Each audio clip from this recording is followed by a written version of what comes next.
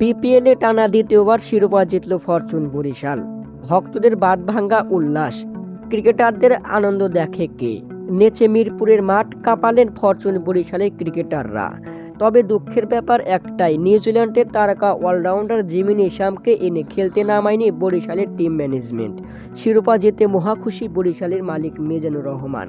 Champion হয়ে ক্রিকেটারদের প্রতি কৃতজ্ঞ প্রকাশ করলেন মিজান। কঠোর পরিশ্রমের ফল পেয়েছি আমরা, আমাদের পরিশ্রম ব্যথা যায়নি।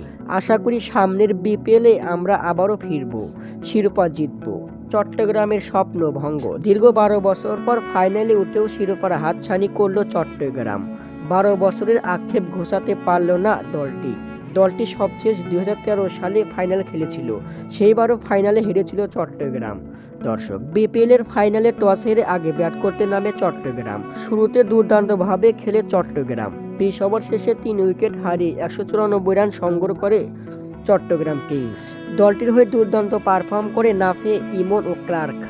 নাফে করেন 66 রান, পারভেজ হোসেন ইমন থাকেন 68 রানে অপরাজিত ও ক্লার্ক করেন 44 রান। চট্টগ্রামের লক্ষ্যতে জবাবে পরে ব্যাট করতে নেমে শুরুটা দুর্দান্তভাবে করে বরিশাল। তামিম 54 রান করে আউট হয়ে গেলে চাপে পড়ে বরিশাল। চাপের মুখে থেকে দলকে জয়ের বন্দরে নিয়ে যান ক্যারিবিয়ান তারকা কাইল মায়ার্স। তিনিও আউট হয়ে যান ব্যক্তিগত 46 রান করে। টান উত্তেজনার ম্যাচে শেষের ওভারে বরিশালের জয়ের জন্য দরকার 6 বলে 8 রান। স্ট্রাইকে ছিলেন রিশাদ হোসাইন। প্রথম বলে হাকান ছক্কা, পরের বলে সিঙ্গেল নিয়ে ম্যাচ টাই করেন। স্ট্রাইকে যান তানভীর আহমেদ। প্রথম বল ডট খেলেও পরের বলে ওয়াইড হলেই ম্যাচ জিতে যায় ফরচুন বরিশাল। 3 উইকেটে জয় নিয়ে টানা দ্বিতীয়বার বিপিএলে শিরোপা জিতল ফরচুন বরিশাল।